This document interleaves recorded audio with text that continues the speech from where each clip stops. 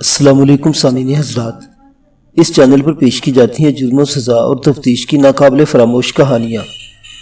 راوی ملک صفدر حیات، retired D S P. اگلے روز میں تھانے پہنچا تو ایک نہایت ہی اہم اطلاع میری منتظر تھی۔ میں نے جن ہوشیار قسم کے پولیس اہلکاروں کو چودھری کی کڑی نگرانی کی ذمہ داری سونپی تھی، ان میں سے ایک میرا انتظار کر رہا تھا۔ میں نے فوری طور پر اسے اپنے کمرے میں بلا لیا۔ اس سادہ لباس اہلکار کا نام ممتاز خان تھا۔ میں نے پوچھا، ممتاز خان، تم خاصے بے چین دکھائی دے رہے ہو، کیا کوئی خاص بات ہے؟ بات کے خاص یا عام ہونے کا فیصلہ تو آپ ہی کریں گے جناب، وہ اضطراری لہجے میں بولا۔ میں نے جو غیر معمولی بات نوٹ کی ہے وہ آپ کو بتانے آیا ہوں۔ وہ غیر معمولی بات کون سی ہے؟ وہ بولا، چودھری فرزند علی گزشتہ 2 روز سے خفیہ طور پر جیرے موچی کو ڈھونڈ رہا ہے اور جیرا موچی پنڈ سے غائب ہے۔ اور یہ اطلاع تم 2 روز بعد مجھ تک پہنچا رہے ہو؟ میں نے اسے کڑے تیوروں سے گھورا۔ اس نے لجاجت آمیز انداز میں کہا، ملک صاحب، میں نے عرض کیا نا، چودھری فرزند علی یہ کام نہایت خاموشی سے خفیہ طور پر کر رہا تھا، مجھے آج صبح اس کی خبر ہوئی ہے۔ میں نے قدرے نرم لہجے میں کہا، پھر پوچھا، یہ جیرا موچی کون ہے بھائی؟ کانسٹیبل نے جواب دیا، جناب، جیرا کنگنی والا کا ہی رہنے والا ہے۔ اس کے بوڑھے باپ وزیر حسین موچی کی ادھر پنڈ میں ہی جوتے مرمت کی دکان ہے۔ تم جیرے موچی کے بارے میں کیا جانتے ہو؟ 1 نمبر کا لوفر اور لفنگا ہے جناب، کانسٹیبل نے جواب دیا۔ میں نے پوچھا، کیا وہ بھی اپنے باپ کے ساتھ اس کی دکان میں کام کرتا ہے؟ نہیں جناب، کانسٹیبل نے نفی میں سر ہلاتے ہوئے کہا، اسے تو آوارہ گردی اور بدمعاشی سے فرصت نہیں ہے، کام کیا کرے گا؟ میں سوچ میں پڑ گیا، چودھری فرزند علی کو ایک ایسے شخص کی تلاش کیوں تھی جو اوباش، آوارہ اور غنڈا تھا؟ پھر خاص بات یہ کہ چودھری نہایت رازدارانہ انداز میں اسے ڈھونڈ رہا تھا۔ میں نے سادہ لباس کانسٹیبل سے پوچھا، ممتاز خان، تم نے بتایا کہ جیرا موچی کنگنی والا سے غائب ہے، کیا تم نے اس بات کی تصدیق کر لی ہے؟ جی ہاں، میں نے چنگی طرح پتہ کر لیا ہے۔ جیرا موچی کب سے نظر نہیں آ رہا؟ اس نے بتایا، جب سے امیر علی اور صفیہ کی لاشیں بیری والے کھو سے برآمد ہوئی ہیں۔ میں نے پوچھا، وہ 3-4 روز سے غائب ہے، لیکن اس کے گھر والوں کو تو اس کے بارے میں کوئی تشویش نہیں ہوئی؟ یہ عجیب بات نہیں ہے؟ اس کے گھر والوں کے لیے عجیب بات نہیں ہے ملک صاحب، تم کہنا کیا چاہتے ہو؟ ممتاز خان نے کہا، وہ پہلے بھی اکثر کئی دنوں کے لیے گھر سے غیر حاضر رہتا ہے، اس کے گھر والے اس کی عادت سے واقف ہیں، لیکن جیرے کی غیر حاضری سے چودھری کے پیٹ میں کیوں مروڑ اٹھ رہا ہے؟ میں نے سوچ میں ڈوبے ہوئے لہجے میں کہا، اور وہ کمبخت بھی اسی دن سے کیوں غائب ہے جب سے متروک کنویں سے 2 لاشیں نکالی گئی ہیں؟ کانسٹیبل ممتاز خان نے خیال آرائی کی، ملک صاحب، مجھے تو لگتا ہے کہ جیرے موچی کا اس معاملے سے کوئی گہرا تعلق ہے۔ میں بھی اسی انداز میں سوچ رہا تھا، لیکن میں نے اپنی سوچ کو سادہ لباس کانسٹیبل ممتاز خان پر عیاں نہیں ہونے دی اور کہا، ٹھیک ہے، تم فوری طور پر کنگنی والا واپس جاؤ اور چودھری کی سرگرمیوں پر گہری نظر رکھو۔ جو حکم ملک صاحب۔ وہ مجھے سلیوٹ کر کے جانے لگا۔ وہ دروازے میں پہنچا تو میں نے اسے پیچھے سے آواز دے کر مخاطب کیا۔ وہ رکا اور مڑ کر مجھے دیکھنے لگا۔ میں نے کہا، تم سب سے پہلے جا کر اپنے دوسرے دونوں ساتھیوں سے ملاقات کرو اور انہیں تاکید کر دو کہ وہ بھی خفیہ طور پر جیرے موچی کا سراغ لگانے کی کوشش کرے۔ اگر جیرے کے بارے میں کوئی اہم اطلاع ملے تو فوری طور پر مجھے مطلع کیا جائے، اگر ممکن ہو تو اسے فوری طور پر گرفتار کر کے تھانے لے آئے۔ میں سمجھ گیا جناب، وہ پورے اعتماد انداز میں سر ہلاتے ہوئے بولا، آپ فکر ہی نہ کریں۔ اس کے جانے کے بعد میں نے ASI منظور الہی کو اپنے کمرے میں بلا لیا۔ وہ میرے پاس آئے تو میں نے اسے ساری صورتحال سمجھانے کے بعد کہا، منظور الہی، تمہیں جتنے سپاہیوں کی ضرورت انہیں منتخب کر کے ایک چھاپہ مار ٹیم تشکیل دو اور نہایت ہی رازدارانہ انداز میں آس پاس کے علاقوں میں جیرے موچی کو تلاش کرنے کی کوشش کرو اور جیسے ہی اس کا کوئی سراغ ملے اسے گرفتار کر کے یہاں لے آؤ۔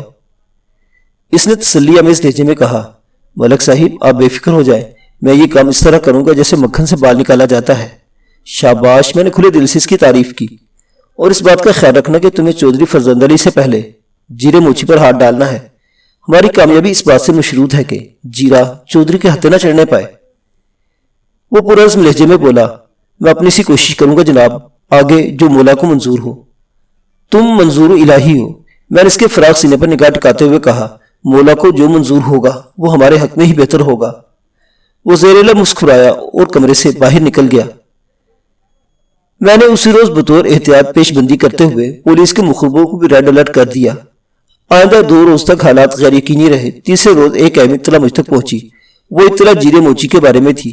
اطلاع دینے والا پولیس کا پرانا مخبر تھا، اس کا نام نبی بخش تھا۔ وہ اس سے پہلے بھی بہت مفید معلومات مجھ تک پہنچاتا رہا تھا۔ اتفاق سے وہ میرا پرانا واقف کار بھی تھا۔ نبی بخش نے مجھے بتایا کہ جیرا موچی ایمن آباد کے چودھری دلدار حسین کے ڈیرے پر پایا گیا تھا۔ میں نے اسی روز دوپہر کے بعد ایک ہوشیار قسم کے صحت مند حوالدار کو ساتھ دیا اور بہنڈو جانے والی بس میں سوار ہو کر ایمن آباد پہنچ گیا۔ اس بس میں سفر کرنے کا فائدہ یہ تھا کہ ایمان آباد کے اندر سے گزرتی تھی۔ جب ہم چودھری دلدار حسین کے ڈیرے پر پہنچے تو سہبیر کے 3 بج رہے تھے۔ وہ ڈیرا گاؤں سے ذرا ہٹ کر واقع تھا۔ ڈیرے کے چاروں جانب ہرے بھرے کھیتوں کا سلسلہ بہت دور تک پھیلا ہوا تھا۔ وہ ڈیرا 3 نیم پختہ کمروں پر مشتمل تھا۔ ان کے ساتھ ایک باڑا بنا ہوا تھا جہاں 5 بھینسیں اور دوسرے مویشی بندھے ہوئے تھے۔ ایک کونے میں ٹوکا مشین نصب تھی اور اس کے ساتھ ہی کٹے ہوئے چارے کا ڈھیر نظر آ رہا تھا۔ باڑے سے باہر بائیں جانب کچھ فاصلے پر خشک بھوسے کے 3 ڈھیر نظر آ رہے تھے جن کی اونچائی 10-12 فٹ سے کم نہیں تھی۔ ان ڈھیروں کے اوپر مٹی کی تہ چڑھا دی گئی تھی تاکہ موسم کی دست و بوجھ سے محفوظ رہ سکے۔ ڈیرے میں ہماری ملاقات ایک عمر رسیدہ شخص سے ہوئی۔ وہ ہماری گردے کو دیکھتے ہی سہم گیا۔ یہ تو اسے دیکھتے ہی مجھے اندازہ ہو گیا کہ وہ جیرا موچی نہیں ہو سکتا تھا۔ میں نے ادھر ادھر نگاہ دوڑاتے ہوئے سوال کیا، جیرا کہاں ہے چاچا؟ آپ جیرے سے ملنے آئے ہیں؟ اس نے الٹا سوال کر دیا۔ یہاں تو کوئی جیرا نہیں رہتا۔ حوالدار نے اسے کالر سے پکڑ لیا اور سخت لہجے میں کہا، چاچا ہم پوری تسلی کر کے یہاں آئے ہیں، سیدھی طرح بتاتے ہو یا؟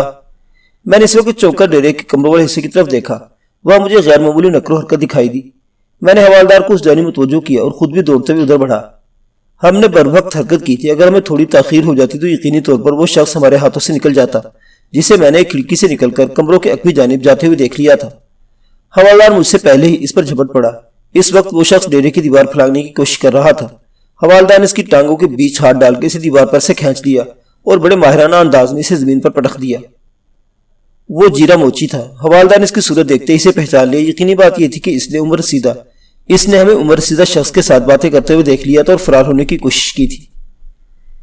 جیرا موچی خاصا جیدار ثابت ہو رہا تھا۔ اس نے اٹھنے میں دیر نہیں لگائی اور حوالدار کو دھکا دیتے ہوئے دروازے کی طرف بڑھا۔ دروازے پر پہنچنے سے پہلے حوالدار نے اسے دوبارہ گھیر لیا۔ میں نے یہ صورتحال دیکھی تو آگے بڑھ کر ڈیرے کا دروازہ بند کر دیا۔ جیرا موچی نے حوالدار کی طرف دیکھتے ہوئے ایک بڑک ماری، پھر دھمکی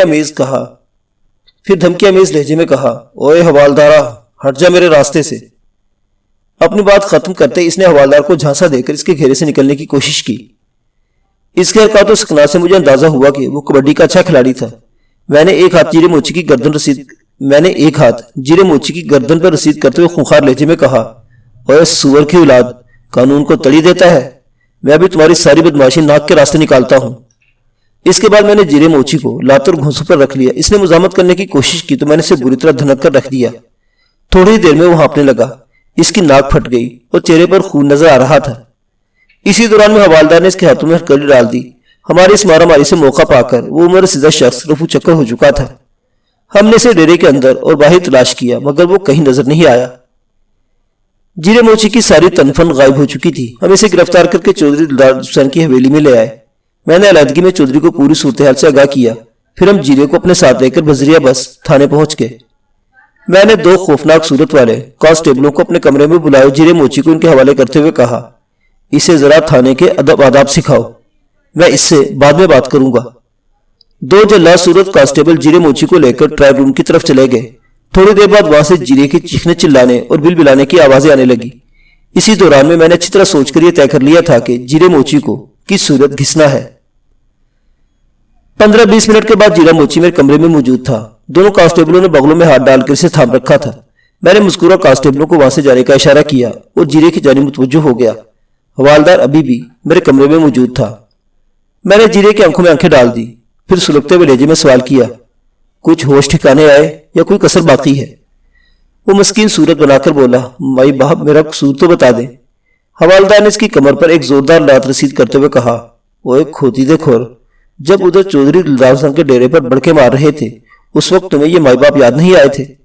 مجھ سے بھول ہو گئی سرکار، وہ گھگایا، اب میں ایسی حرکت کبھی نہیں کروں گا۔ ہم تمہیں اس کا موقع دیں گے تو تم کوئی حرکت کرو گے نا؟ حوالدار نے اس کی پنڈلی پر ایک ٹھڈا رسید کرتے ہوئے کہا۔ وہ بل بلا اٹھا اور رحم طلب نظروں سے مجھے دیکھنے لگا۔ میں نے سخت لہجے میں کہا، تم کنگنی والا سے فرار ہو کر احمد آباد کیوں گئے تھے؟ وہ تو میں محنت مزدوری کرنے گیا تھا سرکار۔ میں نے کہا، اس کا مطلب ہے ابھی کافی کسر باقی ہے۔ ملک صاحب یہ شرافت کی زبان نہیں سمجھے گا۔ حوالدار نے مجھے مخاطب کرتے ہوئے کہا، آپ ایک رات کے لیے میرے حوالے کر دیں، صبح تک بالکل رواں ہو جائے گا۔ میں نے جیرے موچی کو حوالدار کے حوالے کرتے ہوئے کہا، ٹھیک ہے، یہ ایک رات کے لیے تمہارا ہوا، میں صبح اس سے پوچھ گچھ کروں گا۔ اسے اچھی طرح سمجھا دو کہ ہم انسان کی کھال ادھیڑ کر کس طرح اس کے جوتے بناتے ہیں۔ آپ بالکل بے فکر ہو جائیں ملک صاحب۔ حوالدار کا چہرہ خوشی سے کھل اٹھا۔ میں اسے یہ بھی بتا دوں گا کہ ان جوتوں سے ہم ان جیسے کنٹوٹے بدماش کا سر کس طرح پولا کرتے ہیں۔ میں رات والے عملے کو ضروری ہدایت دے کر اپنے کوارٹر میں آ گیا۔ اس ہدایت میں سب سے اہم بات یہ تھی کہ کسی بھی قیمت پر چودھری فرزند علی کو جیرے موچی کی گرفتاری کی بھنک نہیں ملنا چاہیے۔ یہ بات تو طے شدہ تھی کہ امیر علی اور صفیہ والے اس واقعے سے جیرے موچی کا کوئی گہرا تعلق تھا۔ اس معاملے میں چودھری فرزند علی کس حد تک ملوث تھا، اس کا اندازہ جیرے سے پوچھ گچھ کے بعد ہی ہو سکتا تھا۔ چودھری فرزند علی نے مجھ سے بہت سی باتیں چھپائی تھی، میں بھی اسے بے خبری میں ہی گھیرنا چاہتا تھا۔ جیرا موچی سر جھکائے میرے سامنے کھڑا تھا۔ گزشتہ رات کی خاطر تواضع اسے بڑی راس آئی تھی۔ اس کے سارے کسبل نکل چکے تھے اور تھوڑی دیر پہلے اس نے مجھے حقیقت حال سے آگاہ کر دیا تھا۔ میرے 1 گھنٹے کی پوچھ گچھ کے جواب میں جیرے نے جو تفصیلات بیان کی، اسے اس کا ایک بال جرم بھی کہا جا سکتا تھا۔ میں اس کے بیان کا خلاصہ آپ کی خدمت میں پیش کرتا ہوں۔ جیرے موچی نے امیر علی اور صفیہ کے قتل کا اقرار کرتے ہوئے بتایا تھا کہ صفیہ شروع ہی سے اسے بہت اچھی لگتی تھی۔ 1-2 مرتبہ اس نے صفیہ کا راستہ روکنے کی کوشش کی، لیکن صفیہ نے اسے بری طرح لتاڑ دیا تھا۔ نہ صرف یہ کہ جیرے کی اچھی خاصی بے عزتی کی تھی، بلکہ اسے دھمکی بھی دی تھی کہ آئندہ اگر اس نے کبھی صفیہ کو میلی نگاہ سے دیکھا تو وہ چودھری سے اس کی شکایت کر کے اس کی چمڑی کھچوا دے گی۔ جیرا بخوبی جانتا تھا کہ چودھری فرزند علی صفیہ کے باپ کا دوست تھا اور ان کے گھر میں اس کا آنا جانا بھی تھا۔ جیرا چودھری سے دشمنی مول نہیں لے سکتا تھا، اس لیے خون کے گھونٹ پی کر رہ گیا۔ چودھری کی جگہ اگر کوئی اور شخص ہوتا تو جیرا اس کی پرواہ نہ کرتا۔ چودھری مختلف قسم کے چھوٹے بڑے جرائم میں جیرے کا پشت پناہ بھی تھا، اس لیے صفیہ کے معاملے میں جیرے کے پاس صبر کے سوا اور کوئی چارہ نہیں تھا۔ امیر علی کی آمد نے جیرے کے جذبہ رقابت کو ہوا دی۔ جب جیرے کو پتا چلا کہ صفیہ امیر علی سے محبت کی پینگیں بڑھا رہی ہے تو اس کے سینے پر سانپ لوٹنے لگے۔ وہ دل ہی دل میں امیر علی کو اس جسارت پر مزہ چکھانے کا منصوبہ ترتیب دینے لگا۔ صفیہ پر تو اس کا کوئی بس نہیں چل سکتا تھا۔ اس نے سوچا امیر علی کو وہ ضرور عبرت نگاہ بنا دے گا۔ وہ اپنے منصوبے پر عمل کی تیاری کر ہی رہا تھا کہ ایک روز چودھری نے اس کی مشکل آسان کر دی۔ چودھری جیرے سے چھوٹے بڑے الٹے سیدھے کام لیتا رہتا تھا۔ چودھری نے اسے نہایت رازداری سے حکم دیا کہ کوئی مناسب موقع دیکھ کر امیر علی کو ٹھکانے لگا دو۔ جیرے کا چہرہ خوشی سے تمتما اٹھا۔ چودھری نے امیر علی کو ٹھکانے لگانے کے احکامات 14 دسمبر ہفتے کی صبح کو جاری کیے تھے۔ جیرا تو پہلے ہی موقع کی تلاش میں تھا۔ چودھری نے اس کے دل کی بات کہہ کر اس کا حوصلہ بڑھا دیا تھا۔ وہ امیر علی کی کڑی نگرانی کرنے لگا۔ دوسرے ہی روز الگ صبح اسے نادر موقع مل گیا۔ اس روز اتوار تھا اور دسمبر کی 15 تاریخ۔ جیرے نے امیر علی اور صفیہ کو نہایت ہی پراسرار انداز میں گاؤں سے نکل کر کھیتوں کی جانب جاتے ہوئے دیکھ لیا۔ ان کا رخ جی ٹی روڈ کی جانب تھا۔ ان کی چال ڈھال اور رفتار سے جیرے کو یہ سمجھنے میں دیر نہیں لگی کہ وہ کسی ارادے سے گاؤں سے نکلے تھے۔ اسے 100% یقین تھا کہ امیر علی صفیہ کو بھگا لے جانے کا ارادہ رکھتا تھا۔ جیرے نے ان کا تعاقب کیا اور بیری والے کھو کے نزدیک انہیں جا لیا۔ وہ دونوں جیرے کی آمد سے بے خبر آگے بڑھ رہے تھے۔ اچانک جیرے کو یوں محسوس ہوا جیسے کسی نادیدہ قوت نے اسے پر اپنے شکنجے میں لے لیا ہو۔ شاید وہ جذبہ رقابت تھا کہ جس نے اس کے سوچنے سمجھنے کی صلاحیتیں مفقود کر دی۔ چودھری نے امیر علی کو ٹھکانے لگانے کا حکم دیا تھا، لیکن جیرا اس وقت ہوش و حواس سے بیگانہ ہو چکا تھا۔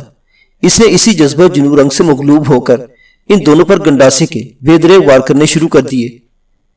جب اسے ذرا ہوش آیا تو وہ 2 انسانی جانوں کو موت کے گھاٹ اتار چکا تھا۔ اب اسے اس فکر نے ستایا کہ صفیہ کی بابت چودھری کو کیا جواب دے گا۔ اس کے شیطانی ذہن نے فوری طور پر ایک منصوبہ تیار کیا۔ اس نے امیر علی اور صفیہ کی لاشوں کو متروک کنویں میں پھینک دیا۔ بعد ازاں اس نے کنویں کے آس پاس اپنے کارنامے کے آثار کو ختم کیا اور خاموشی سے گھر آ گیا۔ اسی روز دوپہر کے وقت چودھری نے اسے حویلی میں بلایا اور امیر علی اور صفیہ کے بارے میں استفسار کیا۔ جیرے نے اپنے منصوبے کے مطابق کمال جرأت کا مظاہرہ کرتے ہوئے لا علمی کا اظہار کیا۔ چودھری تھوڑی دیر تک اس سے مختلف سوالات کرتا رہا، لیکن وہ اپنی بات پر ڈٹا رہا کہ وہ امیر علی اور صفیہ کے بارے میں کچھ نہیں جانتا۔ ناچار چودھری اس نتیجے پر پہنچا کہ صفیہ امیر علی کے ساتھ فرار ہو گئی تھی۔ اس کے بعد چودھری اتوار کا پورا دن عالیہ بیگم کی ہمراہی مختلف جگہوں پر صفیہ کو تلاش کرتا رہا۔ پھر ناکام ہو کر دوسرے روز 16 دسمبر کو صفیہ کی گمشدگی کی رپورٹ لکھوانے میرے پاس تھانے پہنچا تھا۔ اس واقعے کے بعد 1 ماہ خیریت سے گزر گیا۔ پھر جب متروک کنویں سے امیر علی اور صفیہ کی تعفن زدہ لاشیں برآمد ہوئی تو جیرے موچی کو اپنی موت واضح نظر آنے لگی۔ ایک طرف تو اسے چودھری کا خوف تھا اور دوسری طرف قانون کا ڈر تھا۔ اس نے گاؤں سے فرار ہو جانے میں ہی اپنی عافیت جانی اور سیدھا احمد آباد پہنچ گیا۔ اس کا خیال تھا کہ فی الوقت چودھری دلدار حسین سے زیادہ محفوظ پناہ گاہ اور کہیں میسر نہیں آ سکتی تھی۔ اسی دوران ایک کانسٹیبل نے مجھے اطلاع دی کہ چودھری فرزند علی تھانے میں داخل ہو چکا تھا۔ میں نے بے ساختہ کہا، لو آپ اپنے دام میں سے یاد آ گیا۔ اس کے بعد میں نے جیرے موچی کو دوبارہ حوالدار کے حوالے کیا، وہ اسے حوالات میں بند کر دے۔ پھر ہیڈ کانسٹیبل ریاض احمد کو ضروری ہدایت دینے کے بعد میں اپنے کمرے میں آ گیا۔ چودھری آج اکیلا ہی آیا تھا۔ مجھ پر نظر پڑتے اس نے کہا، ملک صاحب، میں نے سنا ہے آپ نے میرے ایک خاص بندے کو پکڑ کر حوالات میں بند کر دیا ہے۔ کس بندے کا ذکر کر رہے ہیں چودھری صاحب؟ میں نے خشک لہجے میں پوچھا۔ ہم تو بندے پکڑتے ہی رہتے ہیں، وہ بولا، جیرا موچی ملک صاحب۔ اچھا، میں نے تمسخرانہ انداز میں کہا، جیرا موچی آپ کا بندہ ہے چودھری صاحب؟ میرے رویے نے اسے پریشان کر دیا۔ ویسے وہ پہلے ہی کچھ کم پریشان نہیں تھا۔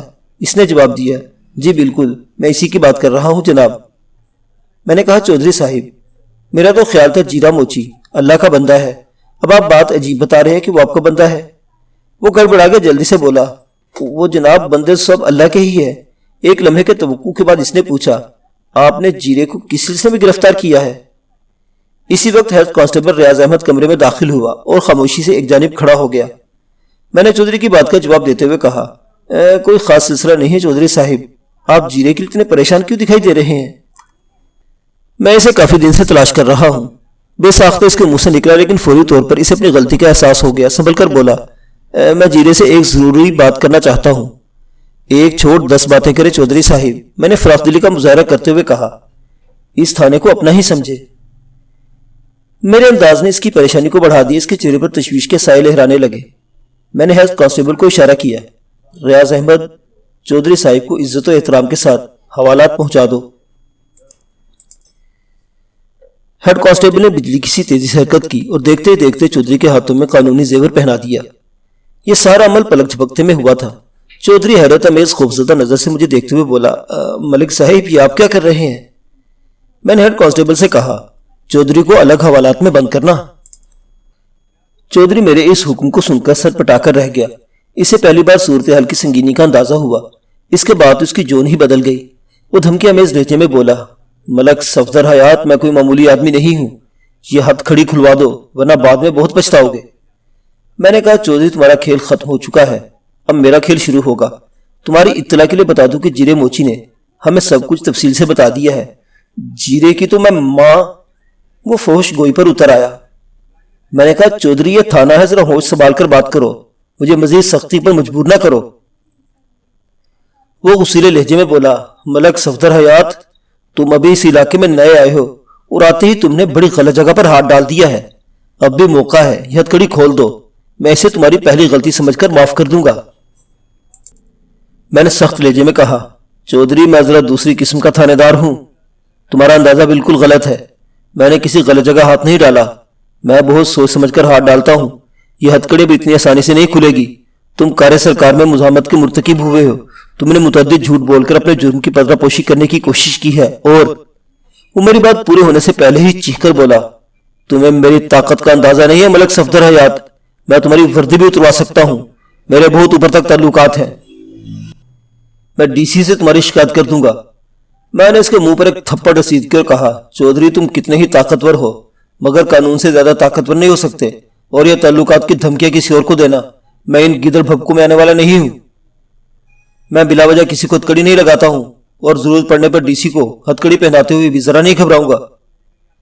وہ تھوڑی دیر تک مجھے مختلف طریقوں سے ڈرانے دھمکانے کی کوشش کرتا رہا، لیکن میں نے اس کی کسی دھمکی کی پرواہ کیے بغیر اسے حوالات میں بند کر دیا۔ شام تک پورے علاقے میں یہ خبر پھیل گئی کہ نئے تھانے دار نے چودھری فرزند علی کو گرفتار کر کے حوالات میں ڈال دیا ہے۔ جیرے موچی کی نشاندہی پر میں نے وہ گنڈاسا بھی برآمد کر لیا جو واردات کے بعد اس نے ایک جگہ زمین کھود کر دبا دیا تھا۔ آلہ قتل میرے قبضے میں آ چکا تھا۔ جیرے نے دوہرے قتل کا اقبال جرم کر لیا تھا، اس لیے آلہ قتل پر اس کی انگلیوں کے نشانات کی تصدیق کی ضرورت نہیں رہی تھی۔ ویسے بھی اس زمانے میں فنگر پرنٹس اٹھانے کا رواج عام نہیں ہوا تھا اور عدالت بھی اس کو زیادہ اہمیت نہیں دیتی تھی۔ اب چودھری فرزند علی کے اقرار جرم یا انکار سے کوئی فرق نہیں پڑتا تھا۔ جیرے موچی کا اقبالی بیان چودھری کے خلاف کسی بھی قسم کی کارروائی کے لیے کافی تھا۔ چودھری نے جیرے موچی کو امیر علی کے قتل کی ذمہ داری سونپی تھی۔ قانون کی نظر میں چودھری اس جرم میں برابر کا شریک تھا۔ دوسرے دن سے چودھری کے لیے بڑے بڑے لوگوں کی سفارشیں آنے لگی، لیکن میں نے کسی کی پرواہ نہیں کی۔ اس دوران میں گاہے بگاہے ایس پی علاقہ اور ڈی سی کو اپنی کارکردگی کی رپورٹ بھیجتا رہا، لہٰذا میں مطمئن تھا۔ ایس پی علاقہ نے میرے کارکردگی کو بڑے اچھے الفاظ میں سراہا تھا۔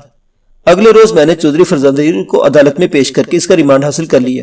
جیرا موچی چونکہ اقبال جرم کر چکا تھا، اس لیے اس کی ریمانڈ کی ضرورت نہیں تھی۔ ریمانڈ کی مدت کے دوران میں بعض اعلیٰ سرکاری عہدوں پر فائز بااثر افراد اور خود چودھری نے مجھے بھاری رقم بطور رشوت بہم پہنچانے کی کوشش کی، لیکن میرے پائے استقامت میں ذرا بھی لرزش پیدا نہ ہوئی۔ میں نے اپنی کارروائی مکمل کر کے چالان عدالت میں پیش کر دیا۔ میں نے اپنا فرض پورا کر دیا تھا، باقی کام عدالت کا تھا۔ اس تھانے میں کام کرنے کا مجھے زیادہ موقع نہ مل سکا۔ کچھ عرصے بعد میرا تبادلہ منڈی کالی کی شرقی تحصیل حافظ آباد کے ایک تھانے میں ہو گیا۔ عدالت نے چودھری فرزند علی اور جیرے موچی کو کیا سزا سنائی تھی اس کا مجھے پتہ نہ چل سکا۔ چلتے چلتے کچھ ذکر عالیہ بیگم کا بھی ہو جائے۔ چودھری فرزند علی اور عالیہ کے تعلقات کے بارے میں جتنی بھی نوعیت کی افواہیں گردش کر رہی تھی، حقیقت اس کے بالعکس تھی۔ چودھری در حقیقت صفیہ کے لیے عالیہ بیگم کے گھر کا چکر کاٹتا تھا۔ وہ صفیہ کو اپنی چوتھی بیوی بنانا چاہتا تھا۔ عالیہ بیگم کو بھی اس شادی پر کوئی اعتراض نہیں تھا، لیکن صفیہ کی امیر علی میں تیزی سے بڑھتی ہوئی دلچسپی اس کے لیے تشویش کا باعث بنی ہوئی تھی۔ 13 دسمبر بروز جمعہ جب عالیہ بیگم نے امیر علی کو گھر بلا کر اسے بری طرح چودھری کے سامنے بے عزت کیا تو امیر علی کے جانے کے بعد چودھری نے عالیہ بیگم کو کہا کہ وہ جلد از جلد امیر علی کا کوئی مناسب بندوبست کر دے گا۔ چودھری کے جانے کے بعد صفیہ نے ماں سے خوب لڑائی کی تھی۔ اسے امیر علی کی بے عزتی کا بڑا قلق تھا۔ اس رات عالیہ بیگم نے بھی بیٹی پر واضح کر دیا تھا کہ اس کی شادی وہ چودھری فرزند علی سے کرنا چاہتی تھی۔ اس نے صفیہ کو ہدایت کی تھی کہ وہ ہمیشہ ہمیشہ کے لیے امیر علی کا خیال اپنے دل سے نکال دے۔ صفیہ کے لیے امیر علی کو بھولنا ممکن نہیں تھا۔ واقعات و شواہد سے پتہ چلتا تھا کہ صفیہ نے یقینی طور پر امیر علی کو ساری صورتحال سے آگاہ کر دیا ہوگا۔ اس کے بعد انہوں نے چپکے سے گاؤں چھوڑنے کا فیصلہ کیا ہوگا، لیکن بدقسمتی سے وہ ایک ناگہانی صورتحال سے دوچار ہو کر موت کو گلے لگا بیٹھے تھے۔ جوان سال بیٹی کی حسرتناک موت اور اپنے انداتا چودھری فرزند علی کی گرفتاری نے عالیہ بیگم کی کمر توڑ دی تھی۔ اس صدمے نے اس کے دل و دماغ کو اس طرح متاثر کیا کہ وہ اپنا ذہنی توازن کھو بیٹھی تھی۔ چودھری کی 3 بیوی کو جب اس راز کا پتہ چلا کہ عالیہ بیگم اپنی بیٹی چودھری سے بیاہنے والی تھی تو ان کے دل نفرت سے بھر گئے تھے۔ چودھری کی گرفتاری کے بعد عالیہ بیگم پر حویلی کے دروازے بند ہو گئے۔ وہ دیوانوں کی طرح پورا دن گاؤں کی گلیوں میں بھٹکتی رہتی تھی۔ جو والدین اپنی اولاد کی بھلائی اور خوشیوں کو پس پوش ڈال کر ان کے مستقبل کے بارے میں اپنی مرضی کے ظالمانہ اور غیر منصفانہ فیصلے کرتے ہیں، بالآخر ان کا یہی انجام ہوتا ہے۔ ختم شد۔